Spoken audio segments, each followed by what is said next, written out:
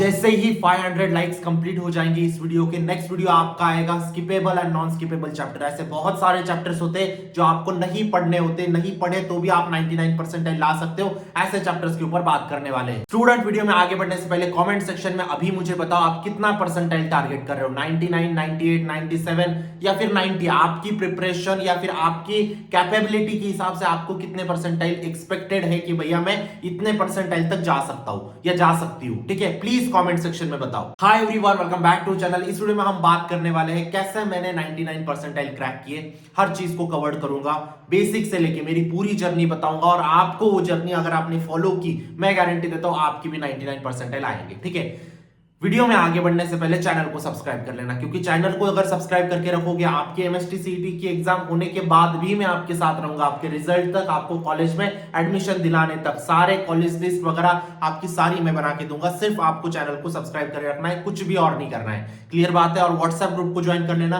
WhatsApp group पे सारी notes, PDF, CET cell की तरफ से कुछ भी इंपॉर्टेंट आता है, कुछ भी मैसेज मुझे आप तक पहुंचाना होता है सीईटी से रिगार्डिंग, बोर्ड से रिगार्डिंग, कुछ लीक पेपर आ गया बोर्ड का, तो सबसे पहले व्हाट्सएप ग्रुप पे आ जाता है। तो जैसे ही वो फुल हो जाएगा उससे पहले आपको ज्वाइन कर लेना है। क्लियर बात है? लिंक डिस्क्रिप्शन बॉक्स में दी है। चलो बात करते हैं कि कैसे मैंने 99 परसेंटाइल क्लियर किए। आपके दिमाग में आ रहा होगा कि भैया कितना स्कोर किया था एग्जैक्ट हमें बताओ। ये तो हम बात करेंगे वीडियो के एंड तक। ठीक है, पहले जर्नी के ऊपर ध्यान देते हैं। स्कोर तो एक नंबर है यार, ठीक है, आपकी उससे 10 नंबर कम आ सकते, उससे 10 नंबर ज्यादा आ सकते हैं। ठीक है, लेकिन ओवरऑल जर्नी क्या थी, प्रिपरेशन का पैटर्न क्या था, वो समझना इंपॉर्टेंट है। और एक इंपॉर्टेंट चीज, महाराष्ट्र का नंबर 1 क्रैश कोर्स और मॉक टेस्ट लॉन्च कर दिया है, लिंक डिस्क्रिप्शन बॉक्स में डाल दिए। महाराष्ट्र का नंबर 1 है, इस बात की मैं गारंटी देता हूं। उतना क्रैश कोर्स और मॉक टेस्ट करने के बाद आपके 99 परसेंटाइल पक्के हैं, अगर आपने हर चीज प्रॉपरली की तो। ठीक है, वो महाराष्ट्र का नंबर 1 क्यों है? क्योंकि सारे टीचर्स आईआईटीएन से जैसे ही कोई भी चैप्टर पढ़ाते हैं, सपोज रोटेशन पढ़ा है, रोटेशन पढ़ाने के बाद उसके कॉन्सेप्ट कराने के बाद और एक सेशन होता है जहां पे रोटेशन के आज तक जितने पीवाईक्यूज हुए हैं सारे पीवाईक्यूज किए जाते हैं। पर चैप्टर आपके 25-30 पीवाईक्यूज लेते हैं। ठीक है, हर पीवाईक्यू को सॉल्व करा के दिखाता है। जो चीज आपकी 10 मिनट में सॉल्व होती है वो विद इन सेकंड सीईटी में कैसे सॉल्व करनी होती है, ये सब चीजें सिखाते हैं। ठीक है, तो प्लीज क्रैश कोर्स और मॉक टेस्ट को एनरोल कर लेना, लिंक डिस्क्रिप्शन बॉक्स में दी है। सेम टू सेम क्वेश्चन आते हैं, सिमिलर टाइप के क्वेश्चन आते हैं, 50-60% पेपर सेम टू सेम आ जाता है आपका क्रैश कोर्स और मॉक टेस्ट से। ठीक है, तो लिंक डिस्क्रिप्शन बॉक्स में डाल दिए। बात करते हैं कैसे क्लियर किया। ठीक है, पहले 3 चीजें मैंने फॉलो किया। ठीक है, मैं जर्नी को बताऊंगा आपको, लेकिन ये 3 चीजों को फॉलो करो। सेल्फ बिलीफ, डिटर्मिनेशन और रियलिटी चेक। ठीक है, सेल्फ बिलीफ मतलब आपके अंदर आना चाहिए कि हाँ मेरे आ सकते हैं 99 परसेंटाइल। अगर आपको खुद पे ही बिलीफ नहीं रहा कि मेरे नहीं भैया मेरे 80-85 आएंगे, तो कोई गारंटी नहीं लग रही मुझे, नहीं, अभी भी टाइम है कि वो बिलीफ आप पालो कि आपके 99 परसेंटाइल आ सकते हैं। पहली चीज क्लियर है। डिटर्मिनेशन, काम करने की श्रद्धा रखो यार। ठीक है, और थर्ड इंपॉर्टेंट चीज रियलिटी चेक। आपको रियलिटी पता होनी चाहिए कि अभी टाइम कितना बचा है। ठीक है, उसके हिसाब से मुझे प्रिपरेशन को भगाना है। अगर टाइम 1 महीना बचा है तो मुझे 10-12 घंटा सीईटी को देने हैं। अगर टाइम 3 महीना बचा है तो मुझे उस प्रकार से टाइम को डिवाइड करना है। ये रियलिटी चेक आपको होना चाहिए। दूसरा रियलिटी चेक आपको होना चाहिए आपकी घर की फैमिली की परिस्थिति। ठीक है, कि आप देखो, मेरे पास ये रियलिटी चेक वाला एंगल बहुत स्ट्रांग था, क्योंकि मेरे मदर फादर एग्रीकल्चर करते हैं, मतलब फार्मर है बेसिकली। तो मुझे वो मेहनत दिखती थी और वो मुझे बार बार रियलिटी चेक हिट होता था। तो वो आपको होना चाहिए। फिर भी मैंने बहुत गलतियां की, वो आपको अभी पता लगेगी। ठीक है, तो बात करते हैं जर्नी की स्टार्ट। जर्नी स्टार्ट हुई 10वीं से, 10th स्टैंडर्ड से। अराउंड 2014-15 में मैंने 10th खत्म की होगी। ठीक है, 10th में आए थे मेरे 94 परसेंटेज। ठीक है, 94 percentage was really good at that time. अभी तो आ जाते हैं यार, बहुत सारे बच्चों के आ जाते हैं, लेकिन उस वक्त 94 परसेंटेज लाना थोड़ा सा टास्क था। अभी तो आपको प्रोसेसेस पता है। ठीक है, लेकिन उस वक्त थोड़ा टास्क था। तो 94 परसेंटेज वॉज वेरी गुड। जैसे ही 94 परसेंटेज आ गए, मम्मी पापा खुश हो गए। 10th खत्म हो गया। 10th खत्म होने के बाद एक सवाल मेरे दिमाग में आया, साइंस, आर्ट्स या कॉमर्स लो। ठीक है, मम्मी पापा ने बताया बेटा अच्छे परसेंटेज है, साइंस ही लेना चाहिए। ठीक है, आजू बाजू रिश्तेदारों ने बोला साइंस लेना चाहिए, मैंने साइंस ले लिया। अब मैंने साइंस तो ले लिया है। ठीक है, साइंस लेने के बाद फिर मुझे पता लगता है 11th में जाने के बाद कि आईआईटी नाम की कोई चीज होती है। ठीक है, 10th तक मैंने आईआईटी सुना भी नहीं था। मोस्ट ऑफ स्टूडेंट्स ऐसे होंगे जिन्होंने 10th तक आईआईटी के बारे में कोई सुना नहीं होगा। तो 11th में मुझे पता लगा कि आईआईटी नाम की भी कोई चीज होती है। फिर मैं वही सब ड्रीम्स मुझे दिखाए गए कोचिंग द्वारा कि आपका आईआईटी में होने के बाद करोड़ों का पैकेज लगेगा, 7 करोड़ का पैकेज, 4 करोड़ का पैकेज, 3 करोड़ का पैकेज। ये सब चीजें मेरे दिमाग में बहुत फैसिनेट करती थी, ये सब चीजें मुझे बहुत अट्रैक्ट करती थी कि यार मेरा मतलब पूरी मेरी परिस्थिति बदल जाएगी, ठीक है, इतने का अगर पैकेज लगा तो। क्योंकि रियलिटी पता नहीं थी यार उस वक्त, 11th क्लास का मैं बच्चा था, मुझे बस वो ड्रीम्स दिखाए गए कि ये हो गया तो ये हो जाएगा। प्रिपरेशन में गांव से मैंने 10वीं पास की थी, ठीक है, वो भी स्टेट बोर्ड से। जब जेई की प्रिपरेशन करने लगा तो जो स्टार्टिंग के चैप्टर होते हैं ना, आपका वेक्टर हो गया, एरर एनालिसिस वगैरह हो गया, तब फिजिक्स में भी वेक्टर होता था, अभी इंक्लूड किया उन्होंने वेक्टर फिर से, ठीक है। तो इसमें मुझे बहुत कॉन्फिडेंट लगने लगा कि आ रही है चीजें। जैसे ही लॉज ऑफ मोशन स्टार्ट होता है तब मेरी बत्ती गुल हो गई, ठीक है। फिर भी 11th के स्टार्टिंग में मेरा टारगेट था आईआईटी बॉम्बे ही जाऊंगा, आईआईटी बॉम्बे का कंप्यूटर साइंस ही लूंगा, ठीक है। वो बिलीव होता है यार उस वक्त। तो 11th खत्म होने, मतलब 11th की प्रिपरेशन मैंने चालू की और वो खत्म होने लगी, और 11th के मैंने बोर्ड्स दिए, मतलब स्टेट बोर्ड की एग्जाम दी मैंने 11th की, ठीक है। उसमें मेरे आए 51%। तब मुझे बड़ा झटका लगा कि मैंने आईआईटी के लिए मैं प्रिपरेशन कर रहा हूं, लेकिन बोर्ड्स का मेरा कुछ भी नहीं हुआ है, और मुझे लग रहा था मैं आईआईटी के लिए प्रिपरेशन कर रहा हूं, उसका आउटकम तो मुझे अभी तक नहीं पता था, क्योंकि 11th पे थोड़ी जेई होती है। तो मैं बस प्रिपेयर करता रहा, जो टीचर्स बोलते थे थोड़ा बहुत समझता था, थोड़ा नहीं समझता था, वो गाड़ी चल रही थी, और मेरा बोर्ड्स खत्म हो गया। 51% मेरे 11th के हैं, मैं अभी आपको ग्रुप में मार्कशीट भी मेरे शेयर कर दूंगा। 51% मेरे आए उस वक्त। फिर भी टीचर्स ने समझाया कोई बात नहीं बेटा, बोर्ड्स को ध्यान ही मत दो, आप इधर ध्यान दो, आपका आईआईटी पक्का होना है, आप आईआईटी पे ध्यान दो, बोर्ड्स को मत ध्यान दो। उस वक्त मुझे खुद को कोई अंडरस्टैंडिंग नहीं, मैंने बिलीव कर लिया, ठीक है। कुछ टीचर्स गलत मिल गए तो बिलीव कर लिया उस चीज के ऊपर, ठीक है। मैंने 12th में मुझे आने के बाद पता लग गया यार मेरा आईआईटी तो नहीं होना है, एटलीस्ट मैं एनआईटी के लिए टारगेट कर सकता हूं, ठीक है। तो मैंने टारगेट किया एनआईटी के लिए। दिवाली आ गई, ठीक है, अभी अभी जैसे दिवाली हुई ना आपके, वैसे दिवाली आ गई। दिवाली आने के बाद पता लगा कि मेरा एनआईटी भी नहीं होना है, क्योंकि मुझे कुछ समझ में ही नहीं आता था चीजें, ठीक है। क्योंकि जेई लेवल की चीजें मेरे लिए बनी नहीं थी उस वक्त, ठीक है। जेई लेवल का आज मैं आराम से पढ़ा देता हूँ अनअकैडमी फिजिक्स वाला जैसे प्लेटफॉर्म्स पे, बट उस वक्त बहुत बड़ा टास्क था मेरे लिए, जैसा आपके लिए भी होगा, बहुत सारे बच्चों के लिए। मेरे नंबर आ जाते थे कोचिंग में, कैसे? मैं कोचिंग में रट के जाता था कौन से क्वेश्चंस आएंगे, है ना। अंडरस्टैंडिंग उस वक्त थी ही नहीं उतनी। 12th खत्म हो गया, फिर मुझे आया रियलिटी चेक। 12th खत्म नहीं, दिवाली खत्म हो गई, फिर मुझे रियलिटी चेक आया नवंबर दिसंबर के आसपास। फिर मुझे समझा कि अपने हाथ में कुछ भी नहीं बचा, ना बोर्ड सीएस तुमने पढ़ा है, ना जेई तुम्हारा होने वाला है, सीईटी के लिए अभी लिमिटेड टाइम बचा है।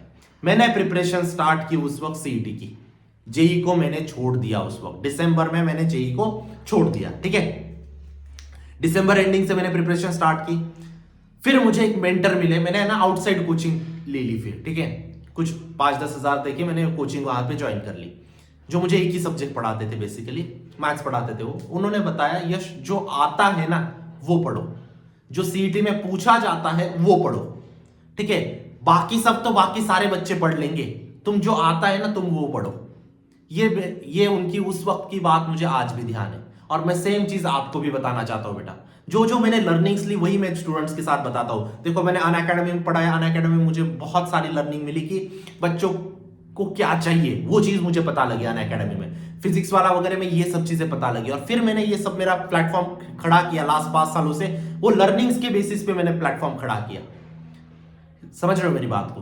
तो जो भी चीजें मुझे पता लगी ना वो मैं आपके साथ शेयर कर रहा हूं अभी, क्लियर बात है। तो जो आता है ना वो पढ़ो। तो क्या आता है सर, कहां से आता है?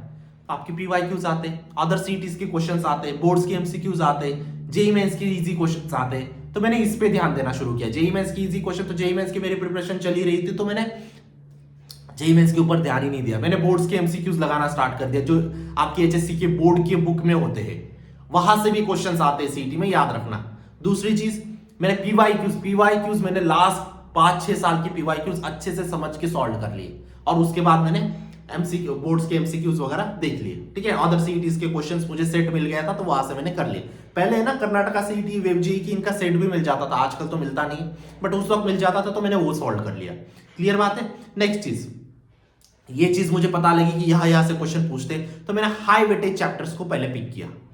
सपोज रोटेशन पिक किया, रोटेशन में कॉन्सेप्ट्स मैंने पढ़े, कॉन्सेप्ट्स पे ध्यान दिया। हर बार बोलता हूं मेरे को, बच्चा आपको कोई कुछ भी बोल रहा है ना कि सिर्फ फॉर्मूला बेस कर जाओ, हो जाएगा आपका। कभी नहीं होगा जब तक कॉन्सेप्ट क्लियर नहीं, सीईटी क्लियर नहीं होगा। याद रखना, कितने भी बेवकूफ बनाने दो आपको, अब बेवकूफ नहीं बनना है। यूट्यूब पर आपको बेवकूफ बनाएंगे, बस ये 10 फॉर्मूला कर लो आपका हो जाएगा। नहीं होगा, नहीं होगा, रियलिटी है नहीं होगा। आपको कॉन्सेप्ट अंडरस्टैंडिंग होनी ही चाहिए, ठीक है। फिर मैं हाई वेटेज चैप्टर के पीवाईक्यू सॉल्व कर लेता था, दैट्स इट। बोर्ड्स तक मैंने यही किया, हाई वेटेज चैप्टर पढ़े, उनके कॉन्सेप्ट ध्यान रखिए और मैंने पीवाईक्यू सॉल्व करते गया। बोर्ड्स आ गए, ठीक है। बोर्ड्स तक मैंने हर एक सब्जेक्ट के 7-8 सब चैप्टर कंप्लीट करके रखे थे, 6-7 चैप्टर मैंने हर एक सब्जेक्ट के कंप्लीट करके रखे थे। मैं चाहता हूं आप भी उतने ही करो, आप भी सेम रिप्लिका करो मेरी स्टोरी का, 6-7 चैप्टर कंप्लीट करके रखो। क्लियर बात है। उसके बाद मैंने फॉर्मूला शीट अच्छे से बनाई, फॉर्मूला अच्छे से रटे। जो मेरे मेंटर थे वो एक बात बताते थे, यश अगर फॉर्मूला शीट है ना तुम्हारे पास या फॉर्मूला रटे हुए तो पेपर में एटलीस्ट कुछ हाथ पैर हिला पाओगे।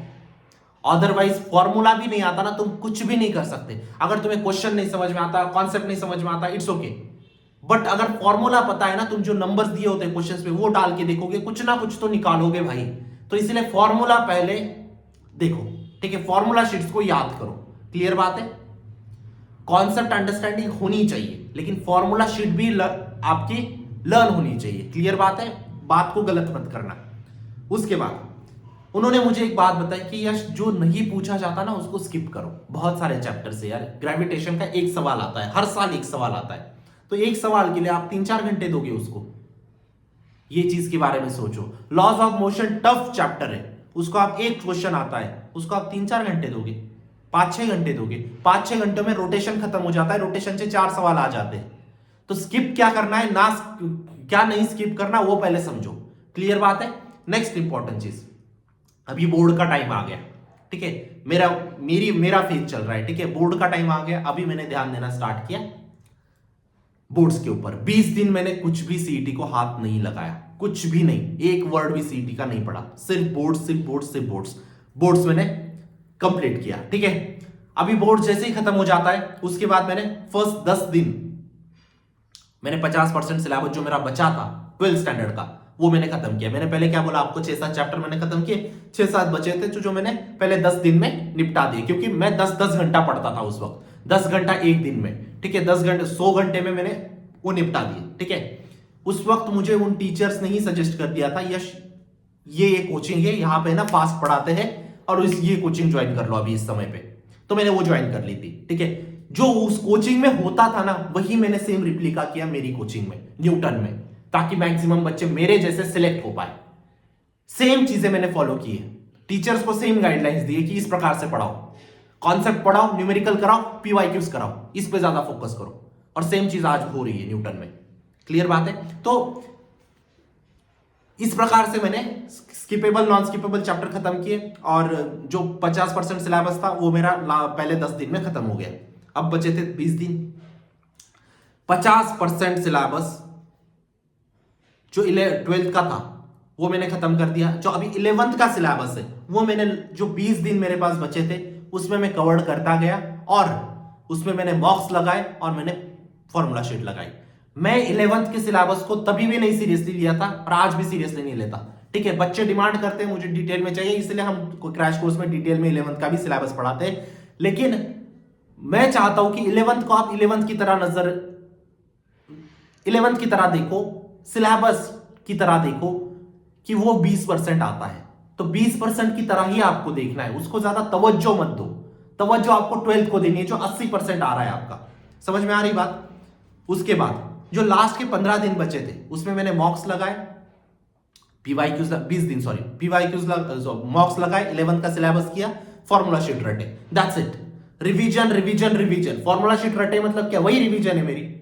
समझ में आ रही बात। जो मैंने लिख के रखा था मेरी भाषा में वही मैंने रिवाइज किया लास्ट के 15-20 दिन में। अगर आप ये सोच लो ना लास्ट के 15-20 दिन में पढ़ लूंगा, नहीं हो पाएगा बेटा। वो पीरियड आपका होता है रिवीजन पीरियड, उस पर आपको इतनी मेहनत करनी है, मेहनत कसनी है रिवीजन में कि हर चीज याद हो जानी चाहिए। क्योंकि मानो या ना मानो 60% सिलेबस अभी भी एमएसटी का फॉर्मूला बेस आता है, ठीक है। अब बात करते हैं 12 एमएसटी की एग्जाम हो गई, पेपर्स चेक वगैरह कर लिए मैंने, जो इंटरनेट पे आ जाता था कौन से क्वेश्चन का कौन सा आंसर। और इंटरनेट पे क्या उस वक्त तो बाहर पेपर के बाहर ही पता लग जाता था, और उस वक्त पेपर मिलता था हमें, है ना, सीबीटी नहीं होता था उस वक्त। तो जब मैंने पेपर दे दिया एमएसटी सीईटी का, फिर बोर्ड्स का रिजल्ट आया। ठीक है, बोर्ड्स के रिजल्ट पे अभी सबसे इंपॉर्टेंट चीज, बोर्ड्स में कितने परसेंट आए थे भैया। अभी ये पूरी जर्नी आपने बताई, बोर्ड्स में आए थे बेटा 78%। बहुत सारे बच्चे मुझे जज करेंगे कि भैया आपके बोर्ड्स में 78 ही आया, आप हमें टारगेट बताते हो 90% का, तो बेटा क्या हो गया, मेरे से जो गड़बड़ हुई, मैं आपको अभी ये भी बता सकता हूं बोर्ड में मेरे 95% आए, आप मुझे पूछने वाले हो, बोलने वाले हो कि भैया दिखाओ। बहुत सारे यूट्यूबर्स करते ये सब चीज, मेरे 95 आए थे, दिखाओ भाई, तो मेरे 78 ही आए थे। ठीक है, जो सच्चाई है वो सच्चाई है, क्लियर बात है। क्योंकि मैंने बोर्ड्स पे ध्यान दिया नहीं था, मुझे टाइम नहीं मिला था, आप भी जानते हो, मेरी पूरी जर्नी आपने समझी। अब भैया आप बोर्ड्स के बताए तो सीईटी के बताओ। सीईटी के मेरे आए थे 172 मार्क्स। कितने? 172। आज की तारीख में 172 जिसके भी आते हैं 99.50 प्लस आराम से क्रैक करेगा, क्रॉस करेगा, आराम से 99.50 क्रॉस कर देगा। तो आपको इस चीज के बारे में समझना होगा कि बोर्ड्स को आपको उतना ही इंपॉर्टेंस देना है। मैं आपको ऐसा नहीं बोल रहा हूं बोर्ड्स को निग्लेक्ट करो, बोर्ड्स इंपॉर्टेंट है, कितना परसेंट, लेकिन 60-70% लेके आओ, उससे ज्यादा इंपॉर्टेंट नहीं है, क्लियर बात है। नेक्स्ट इंपॉर्टेंट चीज, डिस्ट्रैक्शंस दूर करो। लास्ट के 3 महीने बचे बच्चा, ठीक है, बोर्ड्स को इंक्लूड करके मैं बोल रहा हूं, वैसे सीईटी के लिए 40-50 दिन ही बचे, बट बोर्ड्स के भी अगर इंक्लूड किए तो 3 महीने बचे। एक चीज बता रहा हूं, बंद कर दो, टीवी बंद कर दो, इंस्टाग्राम बंद करो, फेसबुक बंद करो, सब चीजें बंद करो, रिलेशनशिप कुछ होंगे बंद कर दो। ठीक है, इसके बारे में मेरे भी जो ये जो किस्से हैं ना रिलेशनशिप वगैरह की, इसके बारे में भी कभी बात करेंगे हम, एक आध लाइव लेंगे या फिर ऐसे वीडियोस बनाऊंगा मैं, लेकिन उसका अभी टाइम नहीं है। ठीक है, वो सब चीजें हम कॉलेज डेज में डिस्कस करेंगे। ठीक है, अभी आपका फेज है पढ़ने का, है ना, मैंने जो गड़बड़ की वो आपको नहीं करनी है। मेरे जो बोर्ड्स में अगर 78 आए, आप 80 ला सकते हो, मेरे जो 172 आए आप 185 ला सकते हो। ये चीज की अंडरस्टैंडिंग आपको रखनी है। सारे डिस्ट्रैक्शन खत्म करो, कोई फैमिली फंक्शन है खत्म करो, नहीं जाना है, समझ में आ रही बात। ठीक है, उसके बाद फिर से मैं बोल रहा हूं, महाराष्ट्र का number 1 crash course and mock test है स्पेसिफिकली फॉर सीईटी एग्जाम, जरूर एनरोल करना, लिंक डिस्क्रिप्शन बॉक्स में दी है। ये सामने जो इंसान खड़ा है उसने सेम चीज फॉलो करके 99% लाए, ठीक है, सेम तरीके की टेक्निक्स फॉलो करके, तो आपके भी आएंगे। ठीक है, यहां पे देखो यूट्यूब पे ज्ञान बांटने वाले बहुत है, लेकिन जो सक्षम है, जिसने अपने टाइम पे किया है, उसी से आप पढ़ना। सारे टीचर्स आईआईटीएन से जिनको 99% सीईटी में आया था, 99% जेई में आके आईआईटी में गए, आईआईटी में जाने के बाद 10 साल तक एलन रेजोनेंस ऐसे इंस्टीट्यूट में पढ़ाया, वो आपको पढ़ाने वाले हैं। समझ में आ रही बात। सो आई होप आपको चीजें क्लियर हुई होगी, और जरूर वीडियो को लाइक कर देना बेटा, लाइक करने से बहुत मोटिवेशन मिलता है, और लाइक करने से स्किपेबल और नॉन स्किपेबल का वीडियो जल्दी आ जाएगा। ठीक है, कमेंट में जरूर बताना कितना परसेंटाइल एक्सपेक्ट कर रहे हो, और चैनल को जरूर सब्सक्राइब कर लेना, व्हाट्सएप ग्रुप को ज्वाइन कर लेना, लिंक डिस्क्रिप्शन बॉक्स में डाल दिए। मिलता हूं नेक्स्ट वीडियो में, तब तक के लिए see ya bye, take care, thank you.